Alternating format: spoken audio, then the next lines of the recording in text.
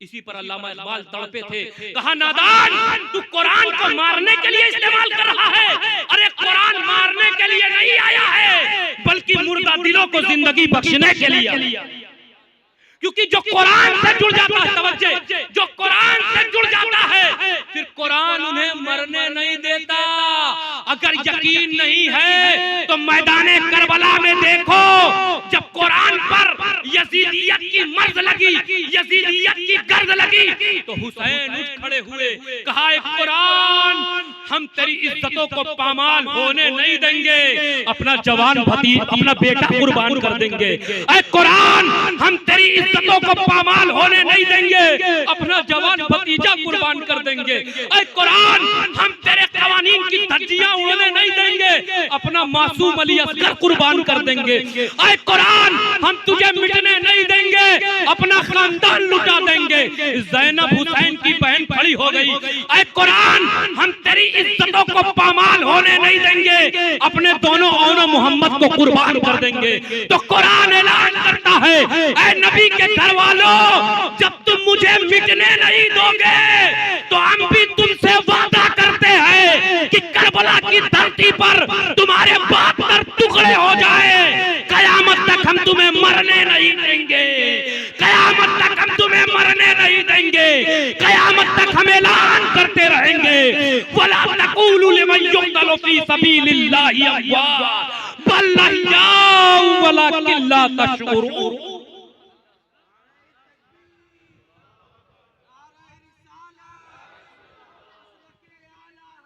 जिंदाबाद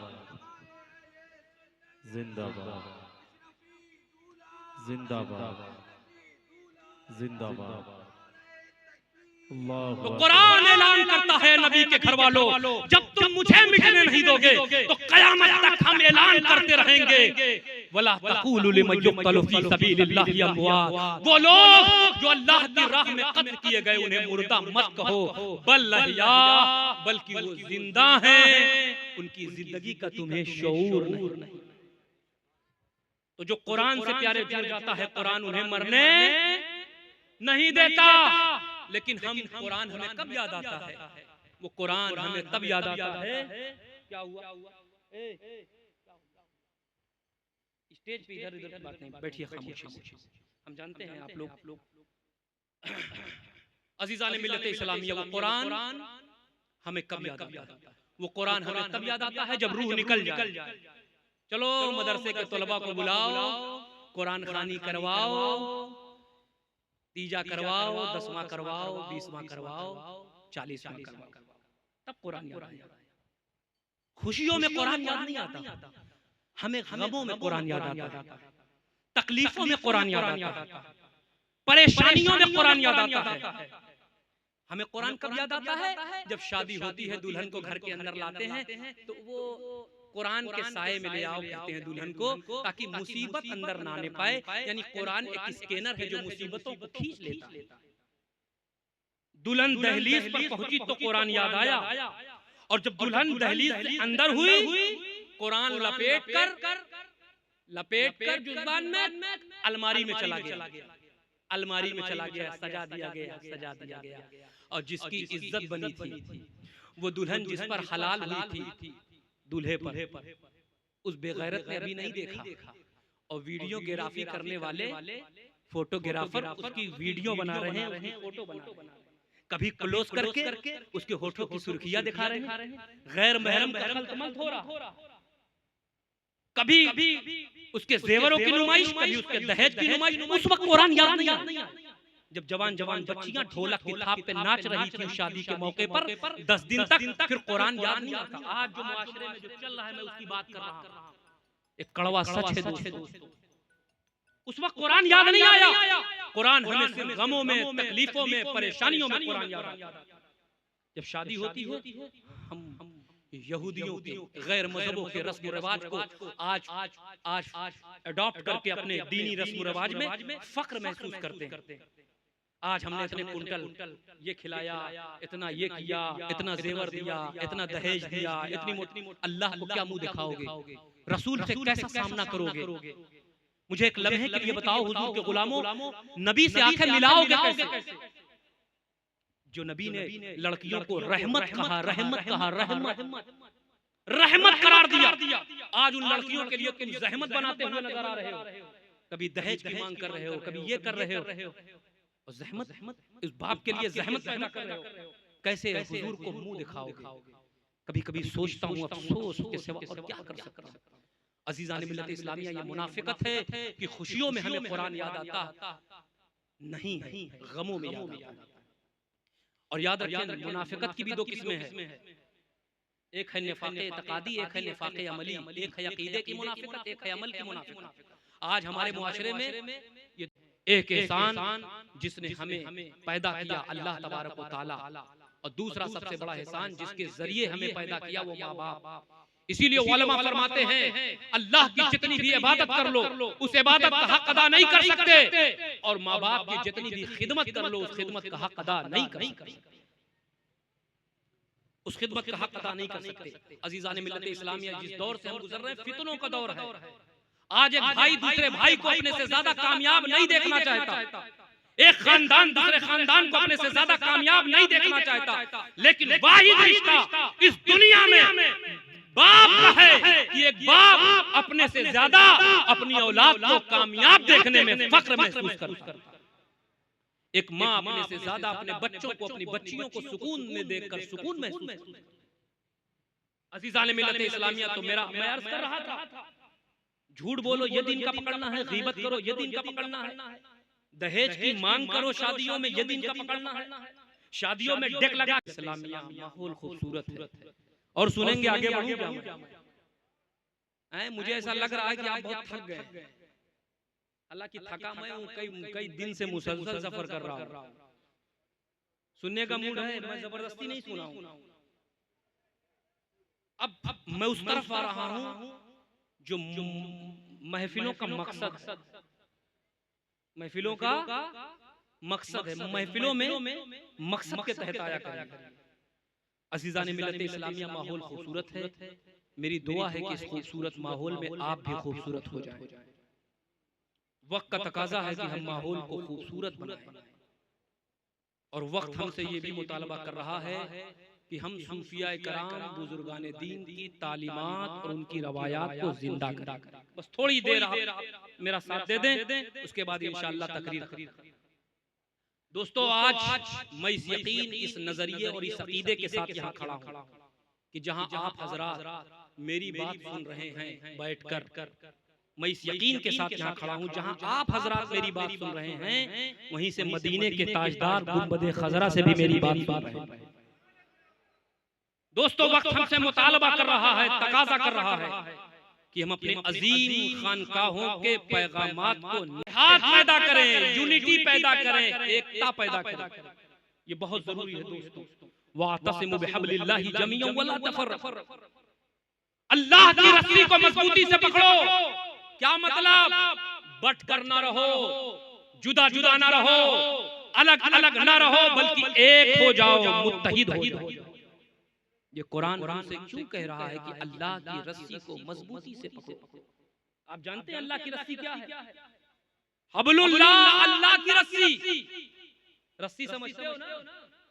बोलो, बांधते हो ना रस्सी? अल्लाह की रस्सी की बात हो रही है। अल्लाह की रस्सी को मजबूती से पकड़ो। तो ये अल्लाह की रस्सी है क्या? इस सिलसिले में मुफस्सिरीन किराम की 3 तफसीर मेरी नजरों से गुजरी। हब्ल की जो तफसीर है वो 3 बस शॉर्ट में मैं समझा दूं। पहली तफसीर, बाज़ मुफस्सिरीन फरमाते हैं कि अल्लाह की रस्सी से मुराद अल्लाह का दीन है। क्या है? अल्लाह का दीन। क्या माना हुआ? अल्लाह के दीन को मजबूती से पकड़ो। अब फिर सवाल पैदा होता है कि अल्लाह का दीन है क्या? तो फिर जवाब मिलेगा इन्ना दीन इंदल्लाहिल इस्लाम, अल्लाह का दीन इस्लाम है। तो क्या मतलब हुआ? अल्लाह के दीन को, इस्लाम को मजबूती से पकड़ने का मतलब जो भी दीन की तालीमात है, हिदायत है, उस पर हमें और आपको सबको अमल करना है। दीन के पकड़ने का मतलब, दीन के पकड़ने का मतलब जो भी दीन की तालीमात और हिदायत है उस पर हमें और आपको सबको क्या करना है? अमल करना।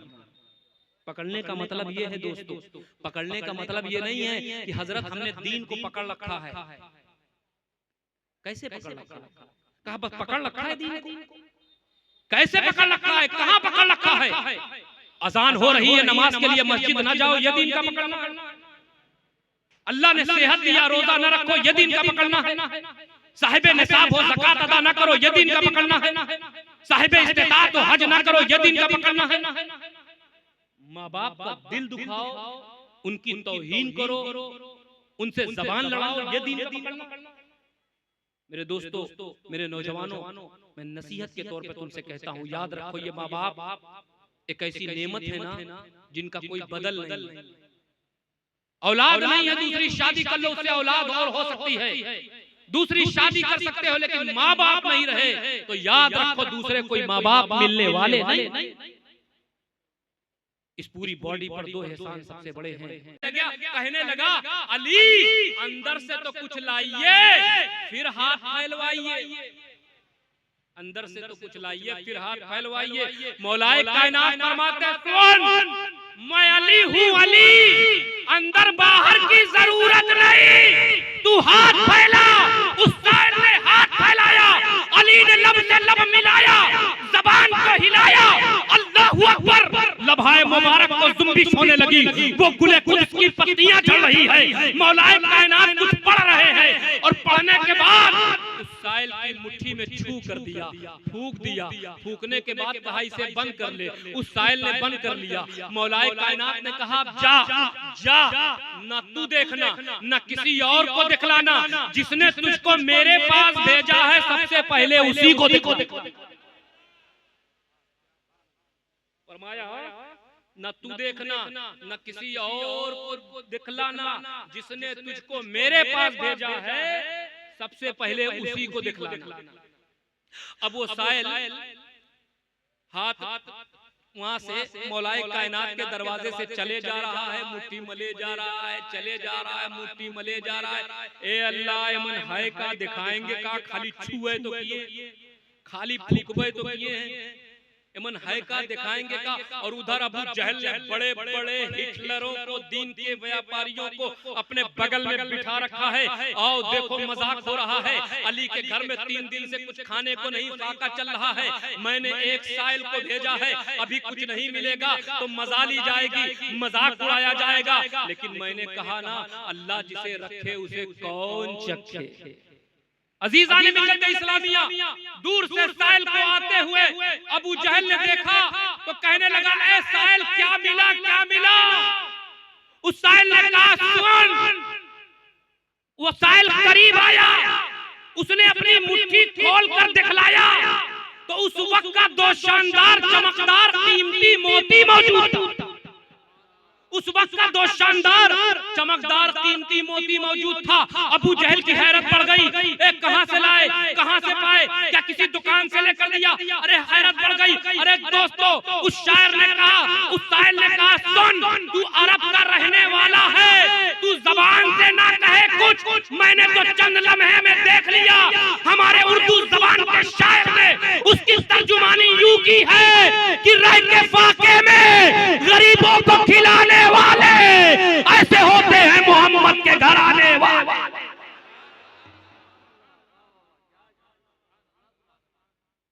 अबू जहल कहने लगा कहां से पाए, कहां से लाए, कहां से लिया? क्या किसी दुकान से लेकर दिया है, क्या किसी मकान से खरीद कर दिया है?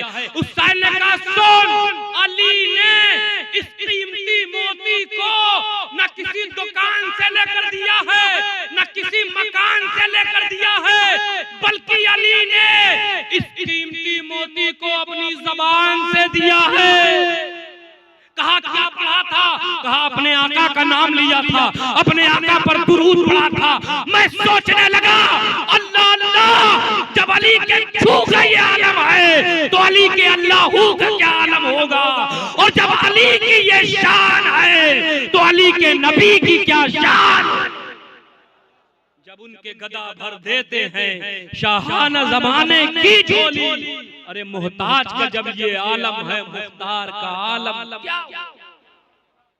अजीज़ान मिल्लत इस्लामिया, तो जिसको जिसको रसूल से निस्बत, वो बेमिस, वो बाज़मात, वो बाज़मात हर महीने में 12 है मियां, हर महीने में 12 है, लेकिन 12 रबीउन नूर को मुस्तफा से निस्बत तो 12 बाज़मात।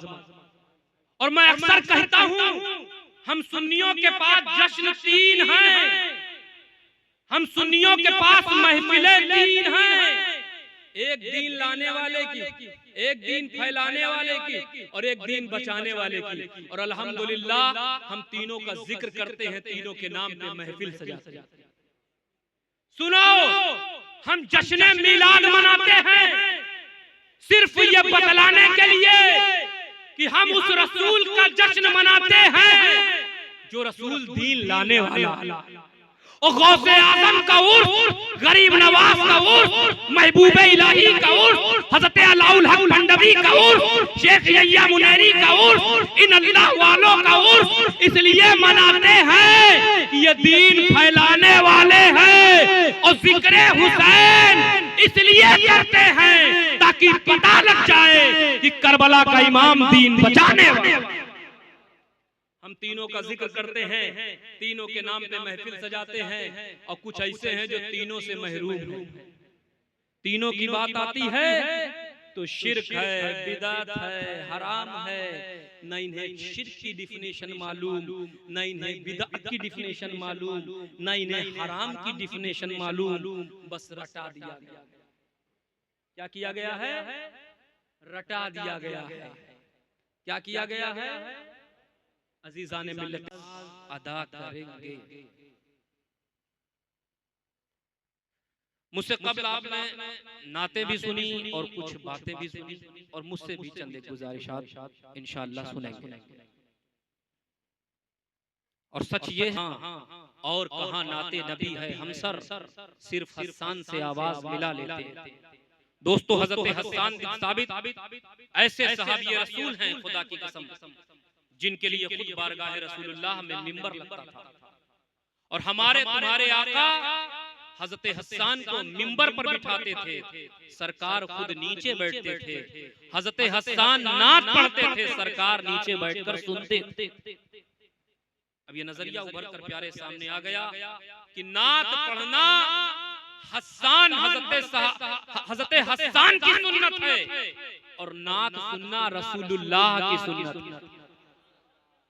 आज इस माइक पर आने वाले सहाबिये रसूल की सुन्नत पर अमल कर रहे हैं, और नीचे बैठकर सुनने वालों अपनी किस्मत पर नाज करो, तुम पैगंबर इस्लाम की सुन्नत पर अमल करो।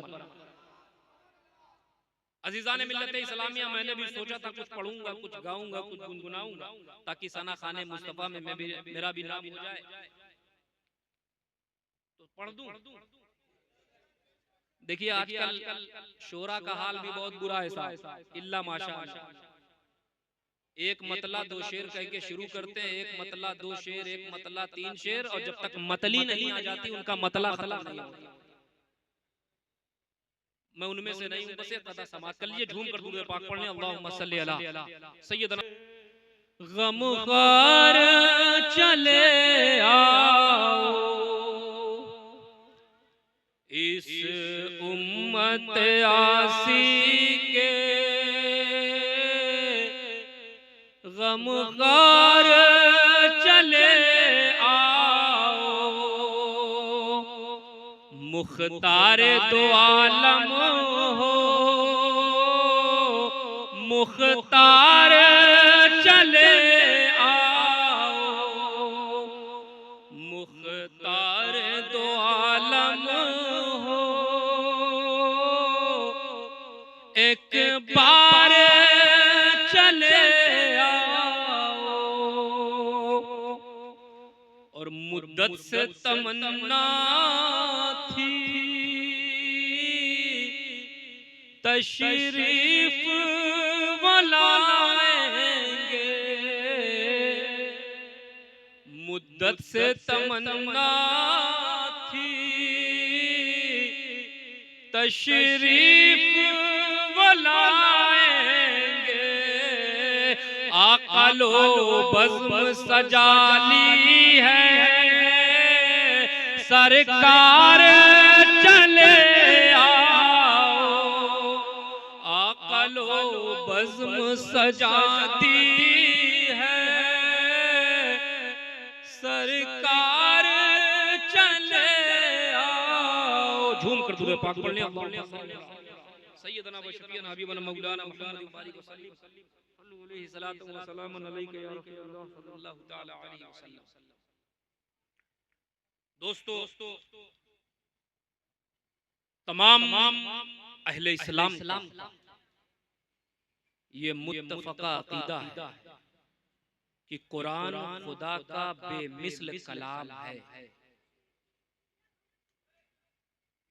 कुरान खुदा की बेमिसल किताब है। सबका इस पर इत्तेफाक। वो किसी भी फिरके से ताल्लुक रखता हो, किसी भी तबके से ताल्लुक रखता हो, सबका इत्तेफाक है कि कुरान खुदा की बेमिसल किताब है। कुरान खुदा का बेमिसल कलाम है। सबका इस पर इत्तेफाक है। अब यहीं से सवाल जन्म लेता है कि ये जो कुरान खुदा का बेमिसल कलाम है, क्या इसलिए बेमिसल है कि खुदा का कलाम है? क्या इसलिए बेमिसल है कि खुदा का कलाम इसलिए बेमिसल? अगर खुदा के कलाम होने की वजह से बेमिसल, खुदा की किताब होने की वजह से बेमिसल, तो खुदा की किताब तो और भी है। तौरेत भी खुदा की किताब, इंजील भी खुदा की किताब, ज़बूर भी खुदा की किताब और कुरान भी। और कलाम इलाही होने में, अल्लाह का कलाम होने में सब बराबर। लेकिन जब बात आती है तो सारे जितने मकतबे फिक्र सब ये कहते हैं नहीं, कुरान खुदा की बेमिसल किताब, कुरान खुदा का बेमिसल कलाम। तो कोई ऐसी वजह है ना जो कुरान को बेमिसल कहा जा रहा है? आज वही वजह पता लगा।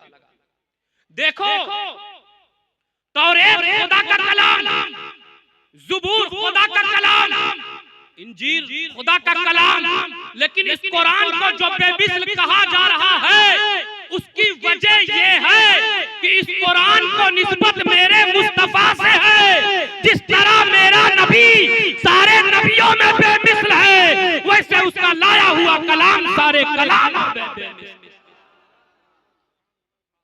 जिस तरह मेरा नबी सारे नबियों में बेमिसल है, वैसे उसका लाया हुआ कलाम सारे कलामों में बेमिसल। उसकी लाई हुई किताब सारी किताबों में बेमिसल। अब यहीं से गोशा दोस्तों और उभर कर सामने आता है कि जिसको मेरे नबी से निस्बत हुई वो बेमिसल हो, जिसको मेरे रसूल से निस्बत वो बेमिसल। कुरान को निस्बत कुरान बेमिसल, हदीस को निस्बत हदीस बेमिसल, सहाबा को निस्बत सहाबा बेमिसल।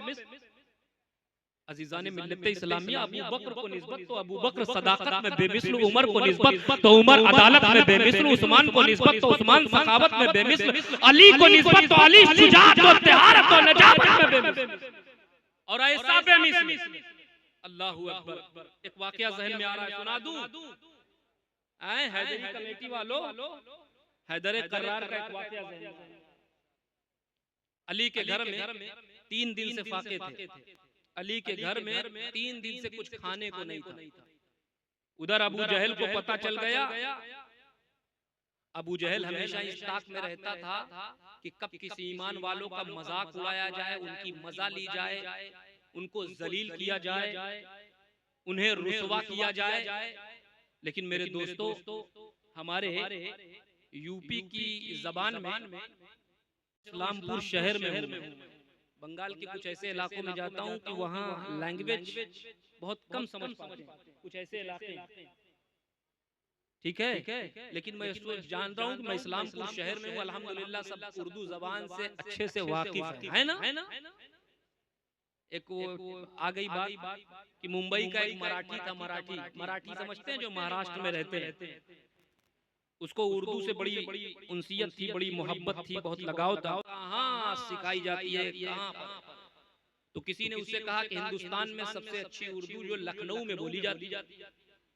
इतना शौक था, इतनी मोहब्बत थी उर्दू से, इतना लगाव था कि मुझे सीखना है।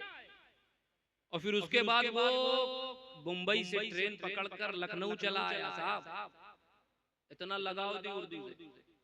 और लखनऊ में जैसे ही ट्रेन से उसको धक्का मारा, बाहर निकला, चप्पल लड़खड़ाया, चप्पल टूट गई। अब जब चप्पल टूटी, चप्पल टूट गई तो मोची ढूंढना शुरू किया, जो चप्पल को टाकते हैं, सीते हैं।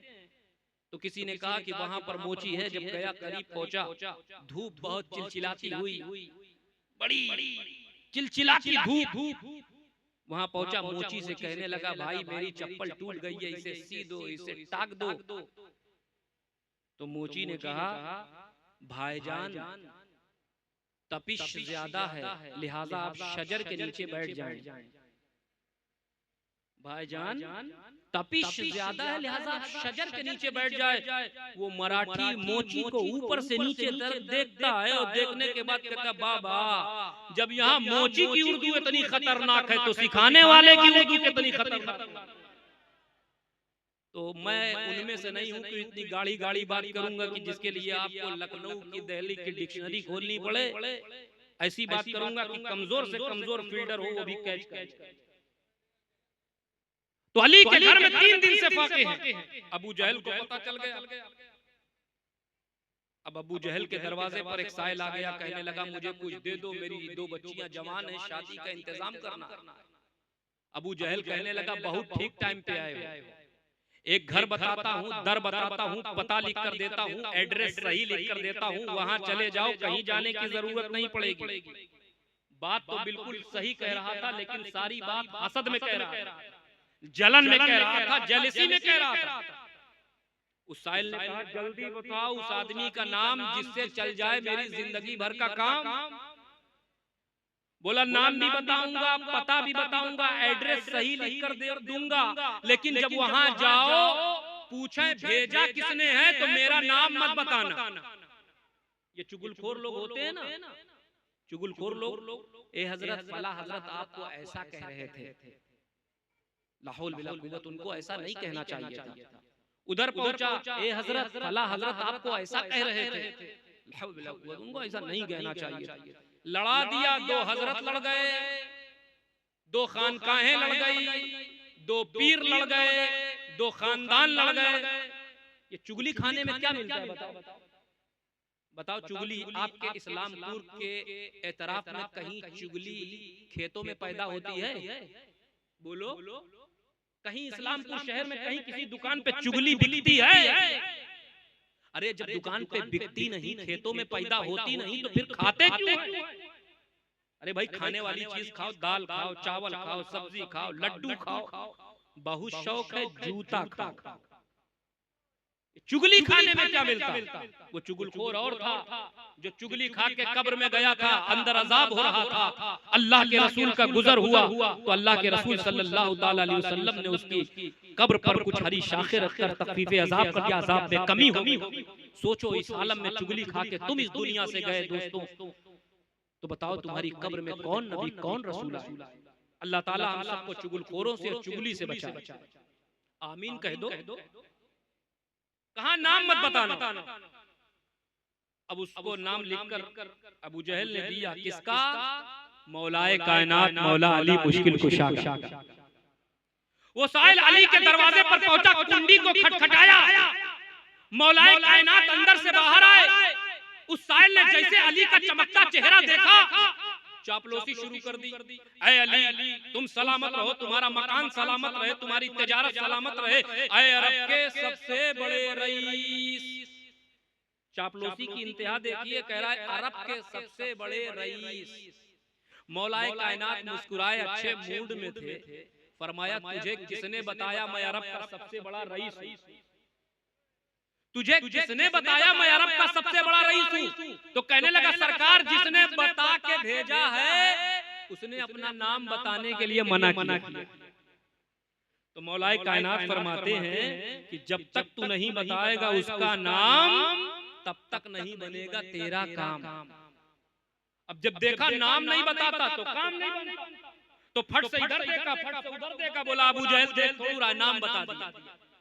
और जब नाम बता दिया तो मौलाए कायनात फरमाते, सुन, जब उसने भेजा है तो जरूर दूंगा, और इतना दूंगा कि तेरी हाजत पूरी हो जाए।